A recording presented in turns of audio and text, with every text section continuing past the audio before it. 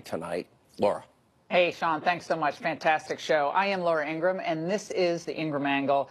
We have a lineup tonight that you do not want to miss, not a single moment. The Trump administration is causing Democrats to lose their minds again, announcing it plans to ask, wait for it, a citizenship question on the 2020 census. How dare they?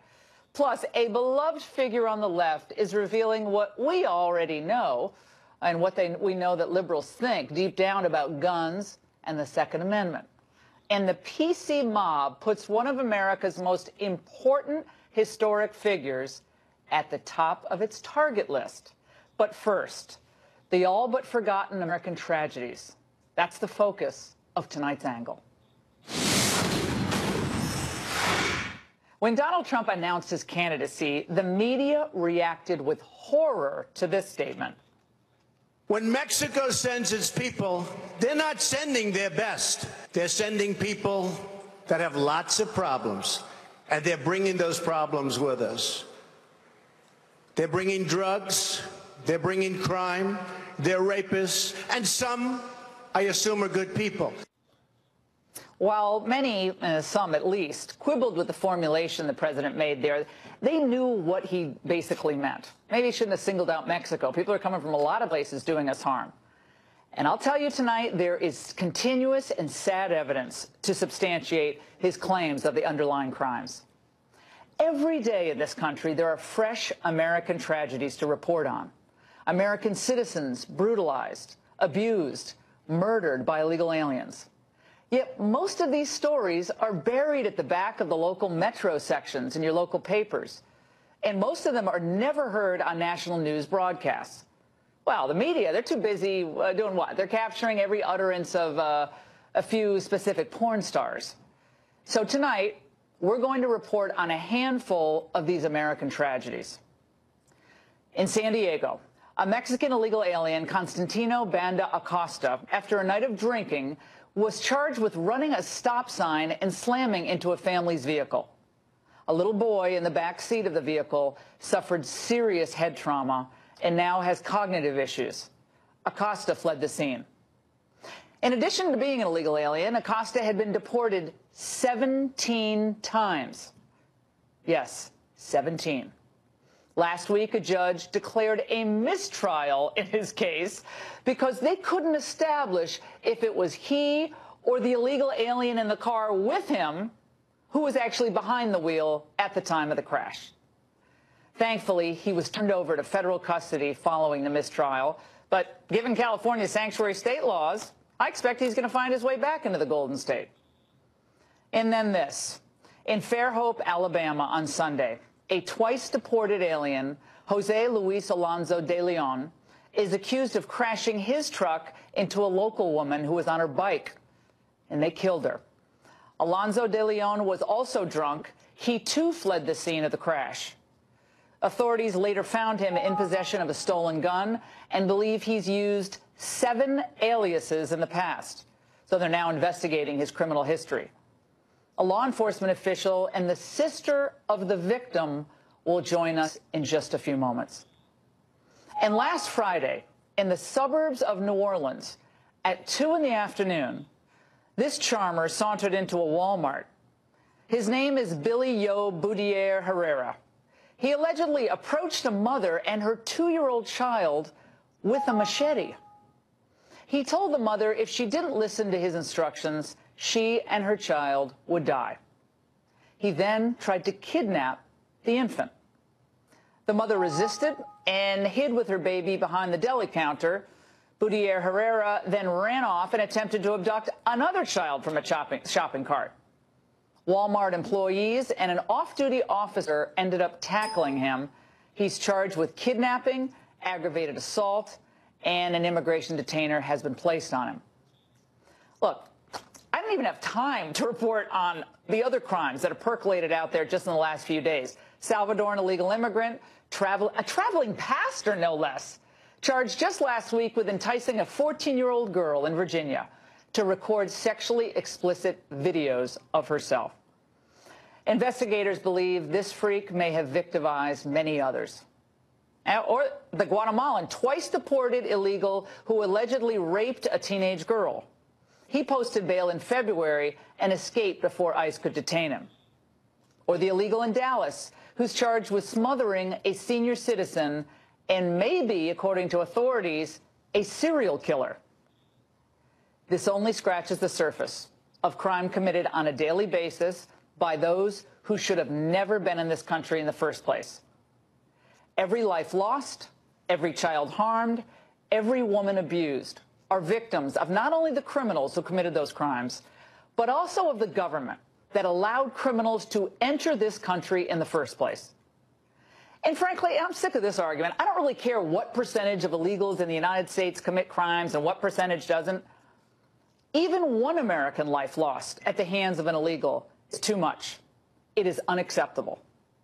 And contrary to what the media tell us, those who have flouted our laws and the families they've dragged with them are criminals. The people who cross this country's border are criminals. They are not victims. Our policymakers, they're supposed to represent us, address our needs, not cater those of illegal immigrants. Donald Trump understands this, and he's right to step up enforcement across the board. The American workers, American taxpayers, I think are really tired of feeling like second-class citizens in their own country. Like they're the interlopers as illegal immigrants brazenly demand rights and legal benefits. That dynamic is starting to change because of President Trump. We Americans and all you hardworking legal immigrants out there must demand that lawmakers stop protecting the lawbreakers and start protecting us. And that's the angle. Joining me now for reaction is Lieutenant Brian McGregor with the Kenner, Louisiana Police Department. He's investigating the attempted kidnapping incident involving an illegal alien with a machete at that Walmart that we just told you about.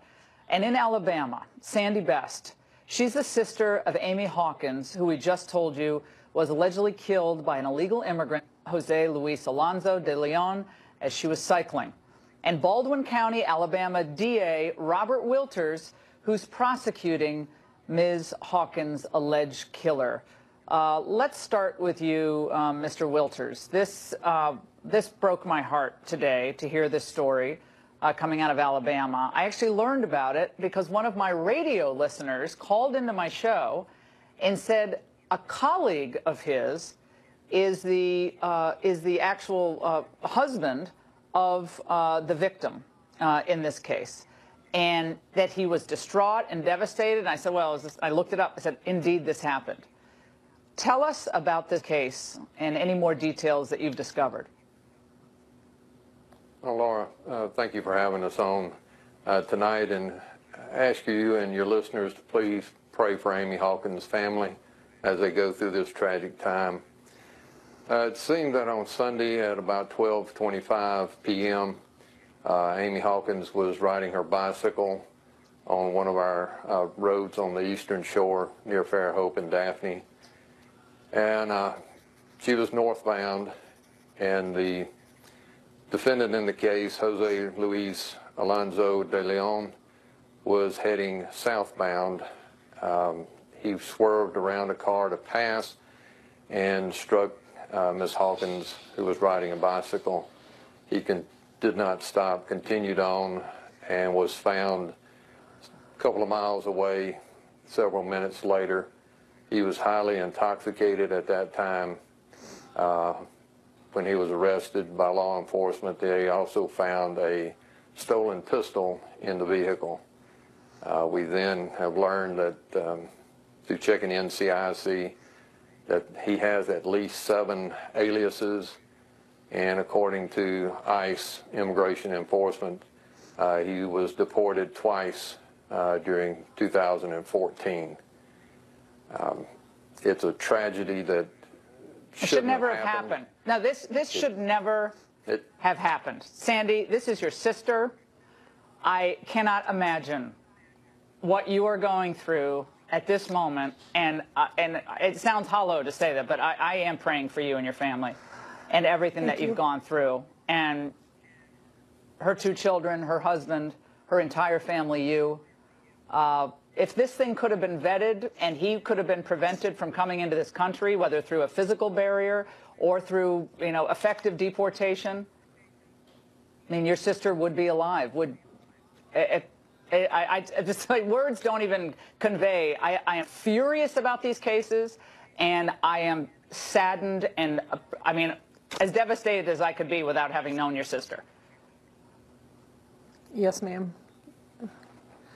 She was a beautiful sister. She was a great mother, a great daughter. It is a tragedy. Knowing that this is an illegal alien with 7 aliases, they're trying to track down his criminal history now. And I'm sure, Mr. Wilters, you'll be doing that. Other crimes he could have committed, a stolen gun in his possession, could have very well gone on if he already hadn't committing violent acts against other people. And it was your sister's death at his hands that caused his ultimate apprehension, and I assume will be put away for a long period of time. Further thoughts on the fact that this government was unable to keep him out of this country?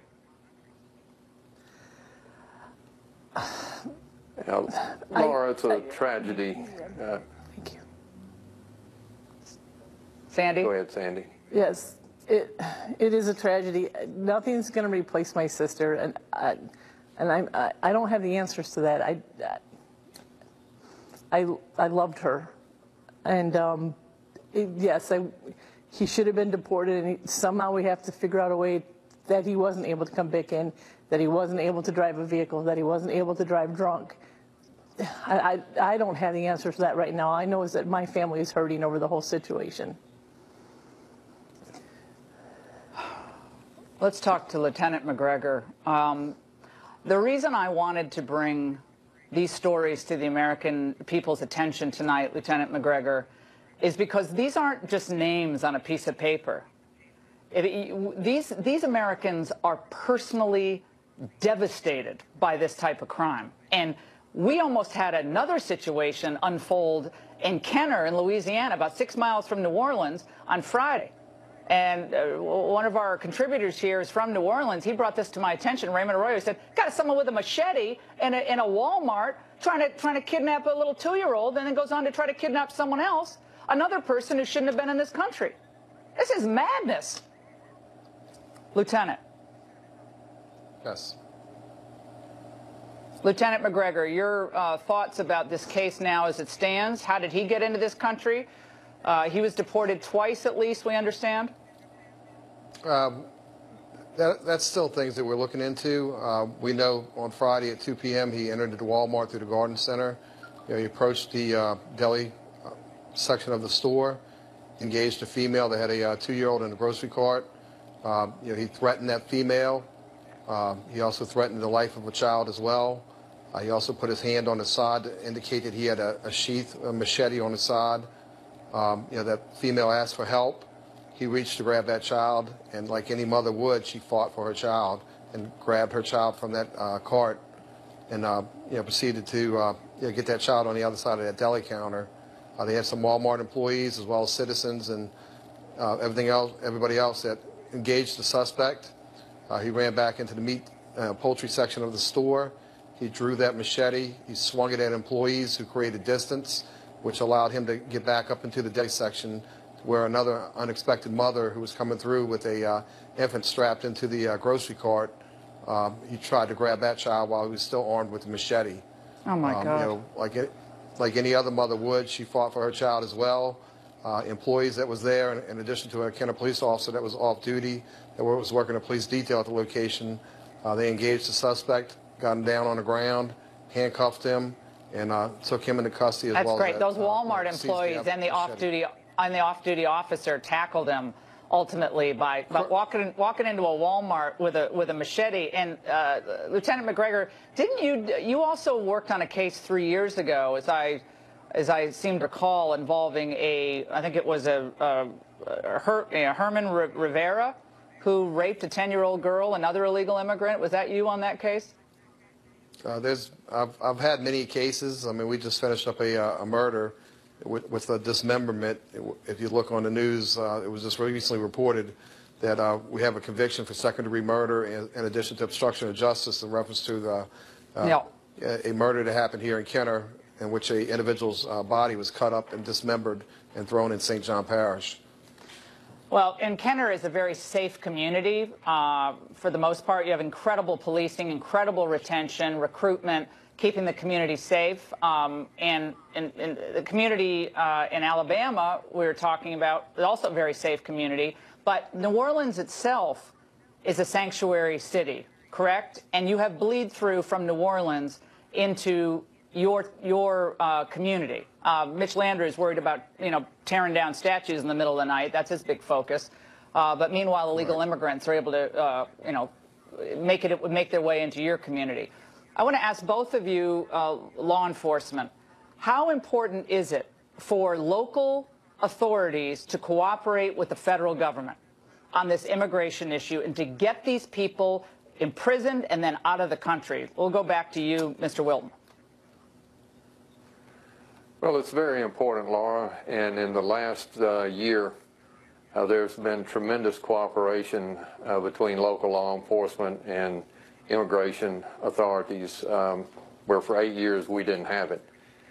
So having the knowledge that we can contact ICE and that ICE will actually come in and place a detainer on an illegal immigrant helps us tremendously.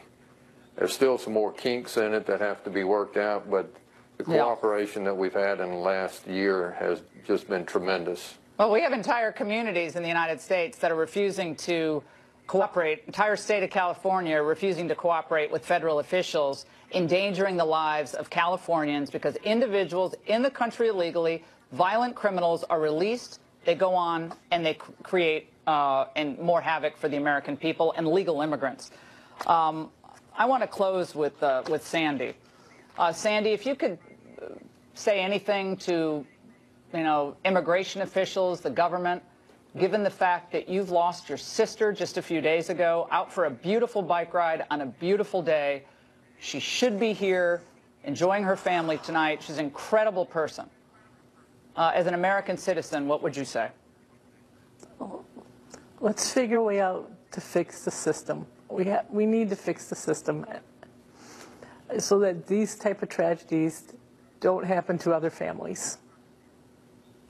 Sandy, God bless you. Thank you for coming on this show tonight. I know it was really hard, and I know our viewers really are praying for you and your family, and thank you. And thank all of you, law enforcement, DAs. You guys have a lot of hard work to do across this country, and you guys don't get much recognition. I know you're not even looking for it, but we really appreciate you. So thank you all very, very much. And God bless your family, Sandy. Another day, another lawsuit by California. Now, why are they suing the Trump administration? This is all connected, my friends. It has to do with citizenship. Be prepared to be outraged. Next. The Ingraham U.S. Census will include a question about citizenship. Makes sense, right?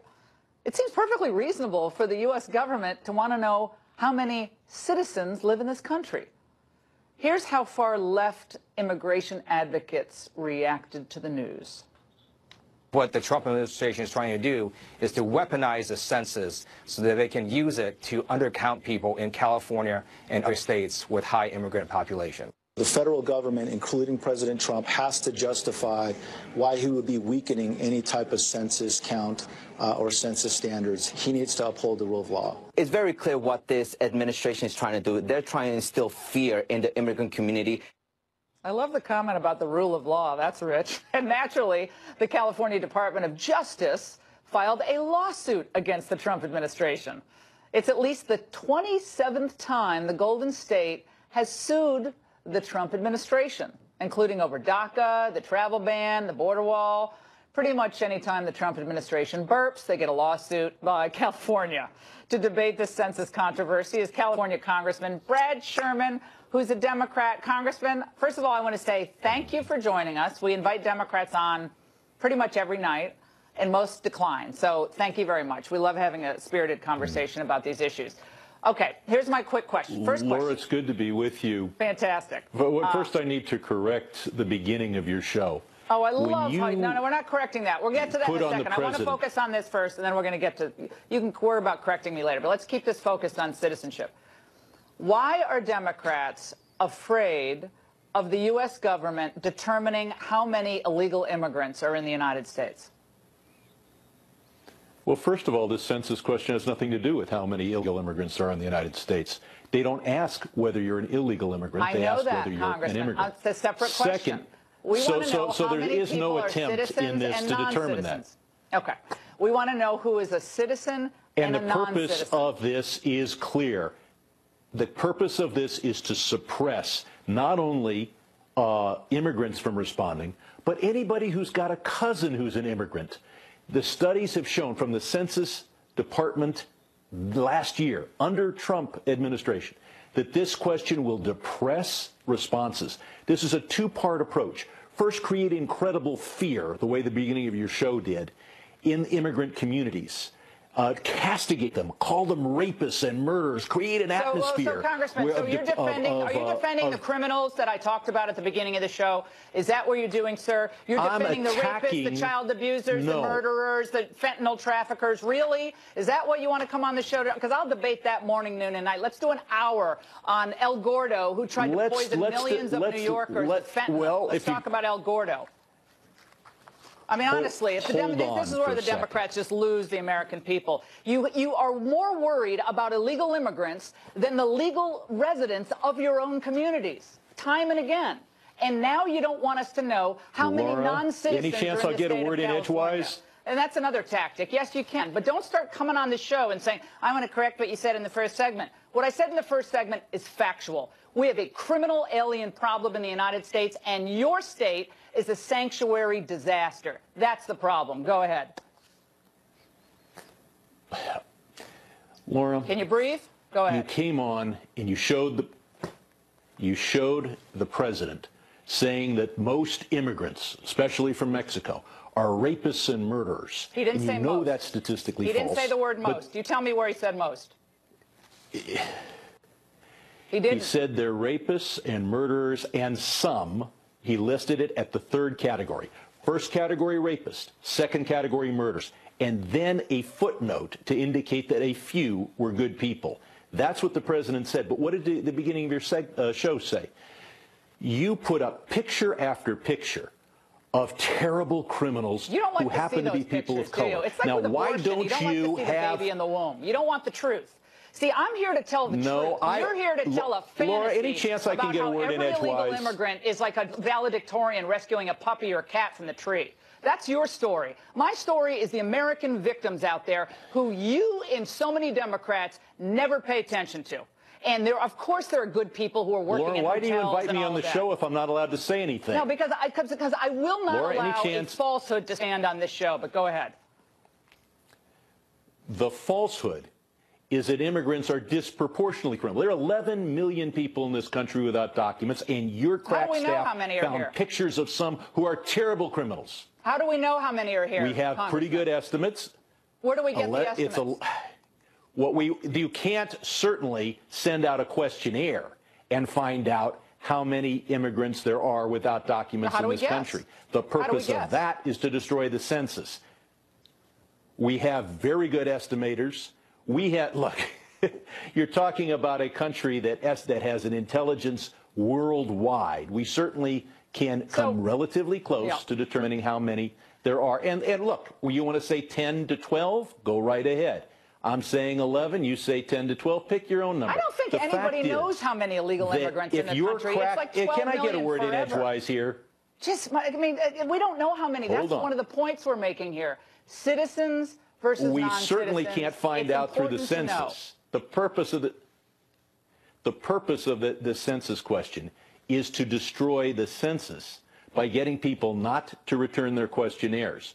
The purpose of the beginning of your show was to ignore the fact that crime is committed by all groups. Well, you have a crack staff, great producers. That's such a bad argument. Congressman, do we need more crime every 10 million people, look, you have more crime in California than Wyoming because you have more people in California than Wyoming. So every group of 10 million people. Are we to tell the American people tonight that because the California wants to be sanctuary, fugitive state, whatever you want to call it, we have to sacrifice a certain number of Americans for this utopian idea that borders are pointless, that walls are bad, that the rule of law, when applied to, a family crossing the border wants a better life, you can't deport them. Any chance I can get a word in here, Laura? Die on the altar of that. I just think that's not a great argument. We want law and order across the board. Laura, why do you even need me on the show? It's your show. You can just talk. Now, the fact is, if you want less crime, move to the Cayman Islands. They got so few people here. There you can go a whole week without a violent crime. Is that your argument? Well, the fact is that immigrants or any group of people, if you're going to have people in this country, there's going to be some crime. In the country, every group of 11 million people commits some crime. And if you had any chance I can get a word in here, Congressman, then have fewer people. There is difference between illegal and legal. Do you not know the difference? Does it matter?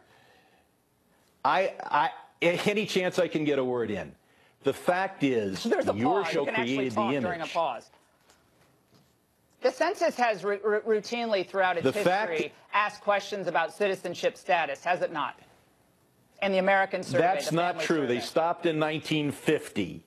They stopped about the time I was 4 years old and before you were born. No, and then the American Family Survey actually picked it back up, correct? They have a separate survey that is not used as the official enumeration. The enumeration of this country is constitutionally required. And getting an accurate count in the enumeration is constitutionally more important than having facts about how many bedrooms there are and how many bathrooms there are in every house. So do you that we give a secondary priority to. Do you think illegal immigrants should be accounting for the apportionment of the number of legislators a state has? So in other words, the Constitution says that. It doesn't refer to illegal immigrants. It refers they have to be counted. Right. So what you're saying is illegal immigrants are actually citizens when it comes to the apportionment clause. There's a debate about that in legal circles. It's not determined. The Constitution says that. The Supreme Court says that. The Abbott case reached that conclusion. And if you want to reverse that, fine. Try to pass a constitutional amendment, stack the court, and try to reverse the decision. The Democrats want the money from the federal government to cover the illegal immigrants. Don't pollute the census in an effort to achieve a constitutional result that you can't achieve through the courts. You have to respond to census. So if people aren't going to respond to census, it's another reason they're breaking the law. You have to respond by law. Well, you don't have enough money to get everybody to respond to the census. You have to respond to the census. They're deliberately underfunding the census, and then they won't get people to respond to the questionnaires. We'll have you back, and I appreciate you joining us very much. The media and the left are attacking one of President Trump's courses. Zinke tells employees diversity isn't important. The article quoted 3 anonymous sources that claimed Interior Secretary Ryan Zinke has repeatedly downplayed the importance of diversity in the workplace. CNN's sources said Zinke valued results over diversity and said, quote, "You'll find we have the most diverse group anyone's ever had," unquote. Which begs the question, did Secretary Zinke allegedly say anything controversial at all? We should note an Interior Secretary spokeswoman denied CNN's report, saying the anonymous claims made against the secretary are untrue. Joining us now to discuss the issue in L.A., civil rights attorney Leo Terrell, and in Washington, Horace Cooper, co-chairman of Project 21. All right, Leo, let's go right to you on this. It seems like Zinke is being offered on the altar of political correctness here. I think I know what he said, which he said, look, if you hire the best people, of course you're going to get a diverse workplace because we think everybody from every background is smart and they have merit and they'll be hired. And, we do a pretty good job of that. And yet it became a lightning rod that basically Zinke's racist. If you look through all the verbiage, Zinke's racist. Your reaction to this? Well, I'm glad you're a lawyer because that's the conclusion he made. We don't need to worry about diversity because we'll get the best. Laura, this is a an administration that does not have people of color. If you're going to have diversity, show me some people of color. In this administration, I don't see it. And you know what? If he has the best and the brightest, why does he have to say we don't have to worry about diversity? I would submit to you, Laura, that statement, show me some data, and I'll keep my big mouth shut. But for him to just make a statement like that, in this administration, and you know this as well as I do, lawyer to lawyer, this administration does not have a Colin Powell or a Condoleezza Rice. I don't see color in this Trump administration. Okay, Ben Carson, I guess, doesn't count because he's white. Yeah. I'm sorry. Oh, like, please. We're going to play that one token game? Well, but by the way, when Justice Thomas was put on the court, he didn't count. So let's not pretend that conservative African Americans count on the diversity. They're ridiculed as Uncle Toms and everything else. So, like, I've heard this game many, many times played, but Horace, go ahead. First of all, it's not a game. I'm talking about more than one. And you're talking. First of all, it's not even clear that this statement was ever made. Secondly, it was made. The people that he's actually put in place are very, very talented individuals. Black people. You don't know that. Native American. I absolutely Give me do. some names. Yes. In fact, give me some names. The Bureau of Reclamation, the first woman was named there. The Secretary of Insular Affairs is a Puerto Rican. The first Assistant Secretary there. They named a Native American to handle as one of their Assistant Secretaries. Yeah. There are a plethora of individuals who were named because they were talented. And it turned out they ended up being Laura, can I talk to you as an attorney? How about some facts? Give me some EEOC data. Give me some civil rights data. I'll give you some data. The Secretary of Interior. No, you just name me one and one. Laura, you know this as well as I do. Give me some information. But you don't see, Laura, you know there are no people of color in this administration. That's not true at all. I have some full screens for you. Department of Interior, this is the employee diversity. American Indian, Alaskan Native, 10%. Asian, 2.3%, white, 73.7%, Hispanic, 6.2%, black, 5.6%. The federal workforce as a whole. And can I submit to you that can I keep going for a second, please, Leo? You asked for some data, some legal stuff. I'm giving it to you, so chill for a second. Federal workforce, here it is. Black, 18.4%, white, 63.6%. American Indian, 1.6%, Asians, 5.8%, Hispanic, 8.6%. I could play this number game. I could play this number game all day long. Hold on 1 second. Here's the point, Laura. You know, I like those numbers. You know why? Because the white number is disproportionately higher than their actual numbers, and the black and Hispanic number is disproportionately lower. Look, come on. This administration does not have people of color. Okay, first those numbers were Obama administration numbers, Leo. Thank you. Tricked you. Go ahead. I didn't mean to trick you, by the way. Go ahead. I decided to look at this, too. And first of all, one of the things we should know is that black Americans are overrepresented in the federal government, including this present federal government. And what positions? In what positions? In what position? All across the federal government, all agencies, the Department of Defense, Department of Interior. But that's not the point. The point I need to see some more minority people in the Trump administration. One at a time. No. The federal government put these statistics out, and they do them every 2 years. But we also know that the federal government employees get paid almost 20% more. So here's the question that Ryan Zink was looking at. You know what? Can I just say this? We get the most talented people? It hurts me. It hurts me to hear this man who shares the same. Thank you. It hurts me for this man, the same skin color, to deny the fact there are no people of color in positions of decision making. We're not talking about low leverage jobs. We're talking about managerial jobs, and you know that there's no minorities in those high level jobs. You know that. Stop doing that to us. You're hurting us. That is not true. SESs, assistant secretaries, there are a number They're the ones who do the real work, because I used to work in the government. They're the ones who actually do the real policy, by the way, Leo. But this quota vision is dividing America, and this is one of the reasons why you guys aren't doing well. All right, guys, like I want to be a colorblind society. The best of the best, and they're going to be black, Hispanic, women. I mean, they're going to be people from all backgrounds. But we're in this color-coded proportional representation. That's going to, in the end, that's going to make more people miserable and angry at each other, in my view. But great segment for both of you. An icon on the left is exposing how liberals really feel. It's New York Times applauding the students who marched for stricter gun control over the weekend. If he had stopped there, no one would have been surprised by the liberal justice's words. But he went a step further, a lot further.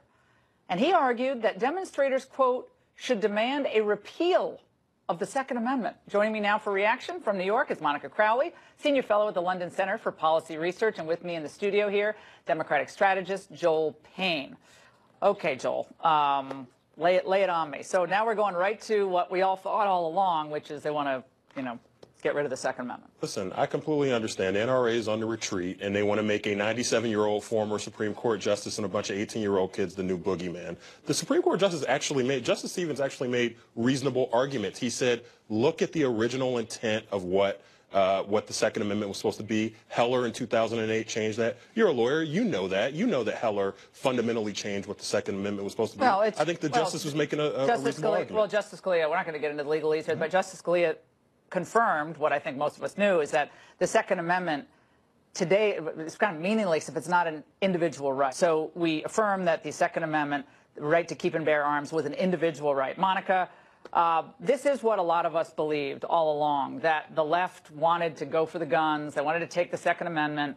And now with John Paul Stevens, it's amazing to write these op-eds at 97, but John Paul Stevens writes his piece in the New York Times, and Brett Stevens, the big never-Trumper, by the way, he also is basically saying the same thing in an op-ed. The demonstrators should seek more effective and lasting reform. They should demand a repeal of the Second Amendment from him. Yeah, so we're being hit on all sides. Supreme Court justice and vaunted editorial writers. Well, Laura, we do know that the left has long been at war with the Constitution, and now we actually have hard evidence that they'd like to actually rip up the Bill of Rights. They've long been attacking the First Amendment, and now they're ratcheting up their attacks on the Second Amendment. There is a reason why the Founding Fathers made those two sets of rights a 1-2 punch, because there is no guarantee of the First Amendment without the Second Amendment. And the left and maybe some others from other ideological parts of the country are now starting to make this argument. This is extremely dangerous. But I will say this, that Justice Stevens actually did us a favor, because now no longer does the left have to pretend that they're interested in protecting the Second Amendment. Now the truth is right out there, that they actually want to go forward and disarm law-abiding citizens. So now, actually, Laura, the battle can be joined. The NRA responded, and you can respond to this. The men and women of the National Rifle Association, along with the majority of the American people in the Supreme Court, believe in the Second Amendment right to self-protection, and we will unapologetically continue to fight to protect this fundamental freedom. Laura, okay, two things. Number one, icon of the left. John Paul Stevens is not an icon. He's not an icon of the left. He was nominated by Richard Nixon. Well, that means nothing. He's not. The Republicans nominated. Bush nominated Souter. That's number one. Let's just be honest here about the record. He's not an icon of the left. He's actually got a pretty conservative. More liberal. He's actually got a pretty conservative. He's more liberal than Ginsburg. Go look at it. He was liberal when I was clerking on the court. He's got a pretty conservative record. Oh, okay. Number two. You guys do not wear this hysteria well on the right. You guys are concerned. You saw that Florida law. You see what's happening. People are moving against what they know is an overreach on behalf of the NRA and of the people who are in staunch defense of the Second Amendment against everything. And we see now the sea shifting. I think we'll see a lot, I think, in the midterm elections and in 2020, just how going for the Second Amendment is going to go over with the American people in critical states. Monica, you can close it. Yeah, I think you're right. I think actually Justice Stevens and those who support this radical position have given the Republicans a great gift. It's something to rally around. And by the way, Laura, NRA donations and contributions tripled in the month of February over January. So a lot of money coming into the NRA. People want to make sure that the Bill of Rights is held sacrosanct.